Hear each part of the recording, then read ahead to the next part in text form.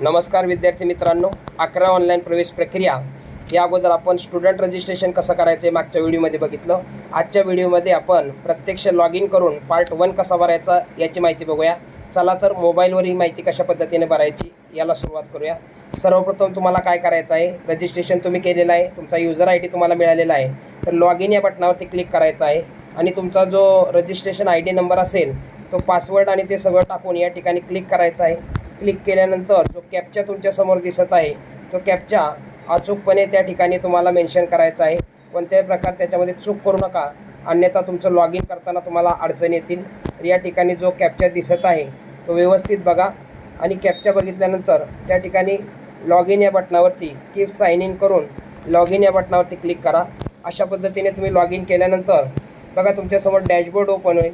डॅशबोर्डवरती गेल्यानंतर application part 1 याच्यावरती click करायचं आहे. त्या ठिकाणी तुमचं रजिस्ट्रेशन डिटेल तुम्हाला त्या ठिकाणी पूर्णपणे दिसणार आहे. तुम्ही जे रजिस्ट्रेशन करताना माहिती भरलेली आहे ती सर्व माहिती त्या ठिकाणी तुम्हाला दिसणार आहे. ती माहिती झाल्यानंतर तुम्ही नेक्स्ट या बटनावरती क्लिक करायचं आहे.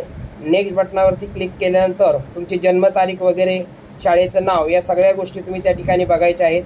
त्यानंतर पुन्हा नेक्स्ट बटनावरती क्लिक करायचं आहे. आता या ठिकाणी ती माहिती दिसत नाही, पण पुन्हा काय दिसणार आहे ते मी तुम्हाला सांगतो. पर्सनल डिटेल झाल्यानंतर तुमचा ॲड्रेस वगैरे आहे तो अचूकपणे या ठिकाणी तुम्ही मेन्शन करायचा आहे. तुमचा जो ॲड्रेस असेल तो पूर्ण ॲड्रेस, मोबाईल नंबर, रस्ता, ब्लॉक, तालुका आणि अल्टरनेटिव्ह काही नंबर असतील तुमच्याकडे तर त्या ठिकाणी टाकायचे. असं पर्सनल डिटेल तुम्ही भरल्यानंतर त्या ठिकाणी तुमचा ॲड्रेस वगैरे भरल्यानंतर तुमचं कॅटेगरीचं जर रिझर्वेशन असेल तर त्या ठिकाणी तुम्ही जनरल कॅटेगरी आहे, रिझर्वेशन आहे ते सगळं भरायचं आहे.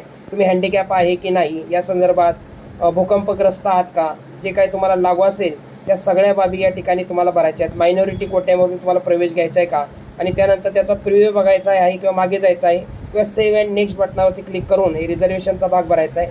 त्यानंतर तुमचं क्वालिफिकेशन डिटेल या ठिकाणी तुम्हाला 10वीला कोणते विषय होते, काय होते, सायन्सला जायचं असेल तर या ठिकाणची सगळी माहिती या ठिकाणी तुम्हाला लागणार आहे. सायन्स होता की नाही, कारण तुम्हाला जर सायन्सला जायचं असेल तर या ठिकाणी ते सगळे विषय तुमचे बघितले जातील, कोणती शाखा निवडायची. त्यानंतर सगळ्यात महत्त्वाचं म्हणजे अपलोड डॉक्युमेंट. या ठिकाणी तुम्हाला 10वीचं रिझल्ट अपलोड करायचं आहे आणि आता झालेल्या अपडेटनुसार स्कूल लिव्हिंग सर्टिफिकेट हे तुम्हाला नंतर अपलोड करायचं आहे. आणि त्यानंतर सेव्ह आणि नेक्स्ट या बटनावरती क्लिक करायचं आहे.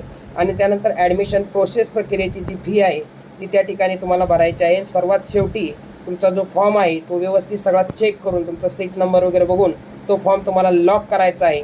नंतरच्या व्हिडिओमध्ये पार्ट 2 कसा भरायचा या संदर्भात माहिती बघणार आहोत. या अगोदर देखील आम्ही रजिस्ट्रेशन कसं करायचं याचा व्हिडिओ टाकलेला आहे. तर आमच्या चॅनलवरती संपूर्ण 11 ऑनलाईन प्रवेश प्रक्रिया संदर्भात संपूर्ण माहिती आम्ही टाकणार आहोत. यासाठी आमच्या चॅनल लाईक करा, सबस्क्राईब करा. ही माहिती महत्त्वपूर्ण वाटल्यास इतरांना देखील पाठवा. धन्यवाद.